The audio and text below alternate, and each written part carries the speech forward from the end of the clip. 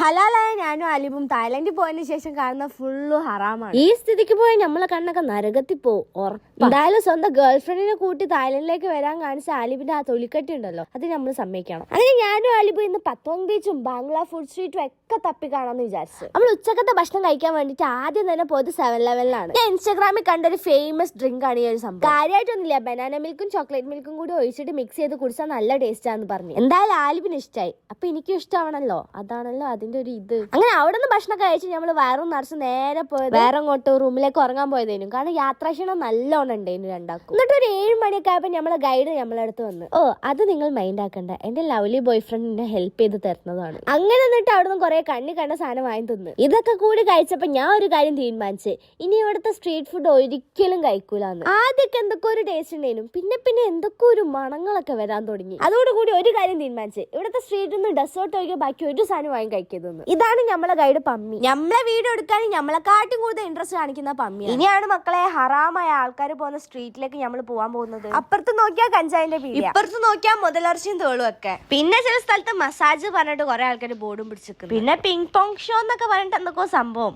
ആവോ, ഇതൊക്കെ ആർക്കും അറിയാം. നിങ്ങൾ വിചാരിക്കണ്ട ഞാൻ അവരെ കാണിച്ചു തരാൻ വേണ്ടി മനഃപൂർവ്വം വീഡിയോ എടുക്കാണ്. നോ ഗൈസ്, ഇവിടെ എവിടെ തിരിഞ്ഞാലും ഇങ്ങനത്തെ ആൾക്കാരാണ്. നമ്മൾ പിന്നെ സലത്തായ ദജാലുകളായതുകൊണ്ട് അവിടെ ചുറ്റിക്കറങ്ങി നടക്കാത്ത വേഗം റൂമിൽ പോയി. അപ്പൊ ഇന്ന് ഇത്രേ ഉള്ളൂ. Okay bye guys.